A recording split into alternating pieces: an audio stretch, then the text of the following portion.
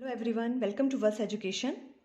हमने अपने लास्ट वाले लेक्चर में डिडक्शन ऑफ ओम्स लॉ के बारे में डिस्कस किया था और वहाँ से हमने रेजिस्टेंस की वैल्यू फाइंड आउट की थी और वो वैल्यू हमारे पास आ गई थी R equal to ML divided by NE square tau A। आज हम डिस्कस कर रहे हैं resistivity in term of electron density and relaxation time.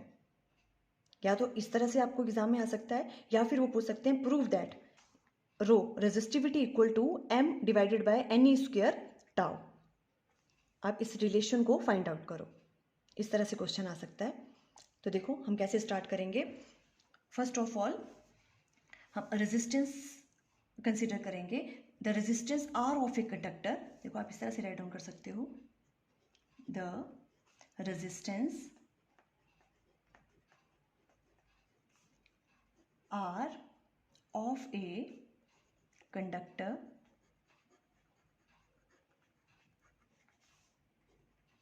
of length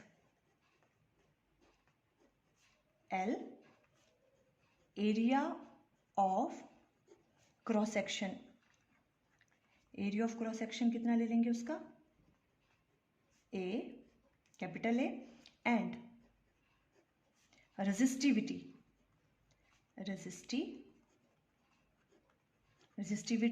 rho is given by, क्या होगी रेजिस्टेंस की वैल्यू, R की वैल्यू क्या होती थी, R equal to rho L divided by A। Clear है ये वाली चीज, ठीक है। इसे हम फर्स्ट नाम दे देते हैं, ये हमें पता है रेजिस्टेंस की वैल्यू, ठीक है। अभी हम देखो बट R की वैल्यू, रेजिस्टेंस की वैल्यू हमने लास्ट वाले लेक्चर में ओम्स लॉ से डिडक्शन ऑफ ओम्स लॉ में R की वैल्यू फाइंड आउट की थी और वो वाली वैल्यू क्या आई थी, R की वैल्यू देखो ML divided by NE square tau A। ML divided by NE square tau A, ये वाली वैल्यू फाइंड आउट की थी हमने R की, ठीक है। इसे हम सेकेंड नाम दे देते हैं।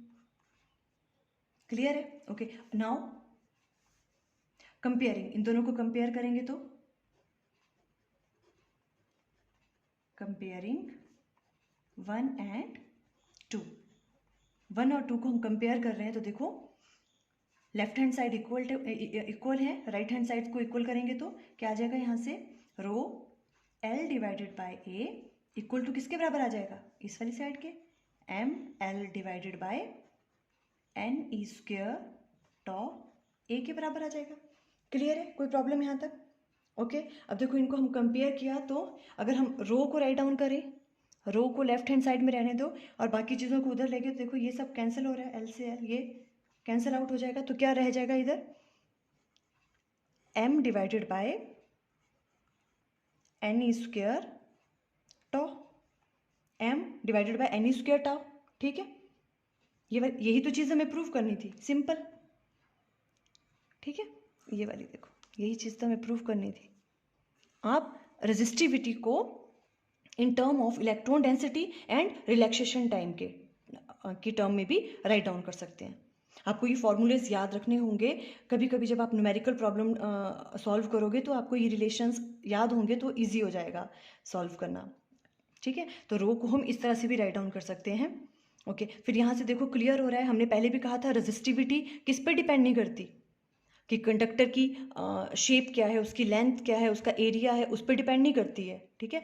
वो किस किस पे डिपेंड करती थी, नेचर ऑफ ए मटेरियल पे, है ना। तो और किस पे, देखो यहाँ से हम देख रहे हैं तो किस पे डिपेंड कर रहा है वो, एक तो रिलैक्सेशन टाइम पे और इलेक्ट्रॉन डेंसिटी पे। N is a electron density, देखो M तो फिक्स होगा, मास ऑफ इलेक्ट्रॉन, और चार्ज ऑन एन इलेक्ट्रॉन भी फिक्स है, ठीक है। तो किस किस पैरामीटर पे डिपेंड कर रहा है ये, N पे और टॉ पे।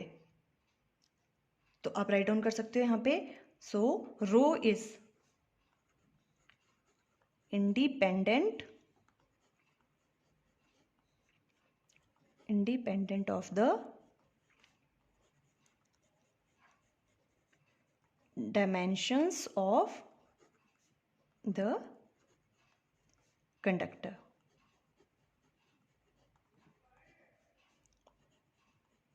but depends on two parameters. किस किस पे डिपेंड कर रहा है? देखो किस किस पे? नंबर 1 किस पे depend? Number of free electrons, number of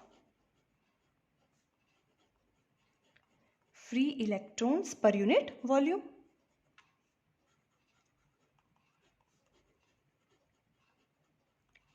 N जिसे हम बोलते हैं, ठीक है। और इसको क्या कहते हैं हम? इलेक्ट्रॉन डेंसिटी, इलेक्ट्रॉन डेंसिटी पे, ठीक है। Electron density of the conductor लिख सकते हो आप। एक तो इस पे डिपेंड कर रहा है और किस पे डिपेंड कर रहा है? रिलैक्सेशन टाइम पे।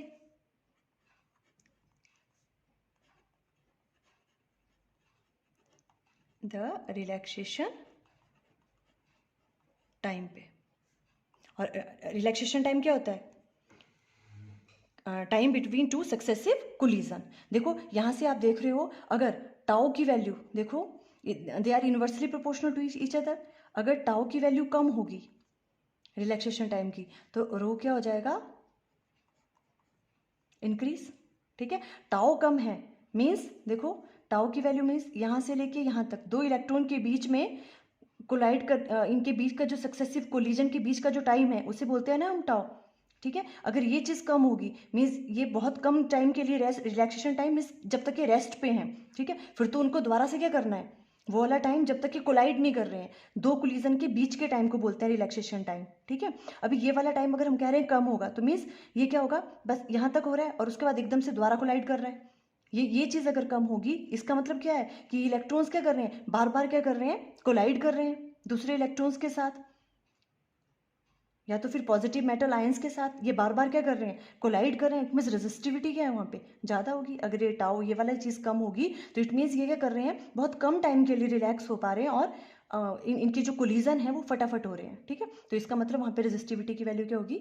ज़्यादा होगी, ठीक है। आप इस तरह से प्रूव कर सकते हो। ये सिंपल छोटा सा टॉपिक था, आपको याद कर लेना है ये रिलेशन। हम रेजिस्टिविटी को कैसे राइट डाउन कर सकते हैं? m divided by NE square tau के बराबर, ठीक है। आई थिंक आपको क्लियर हो गया। Thank you.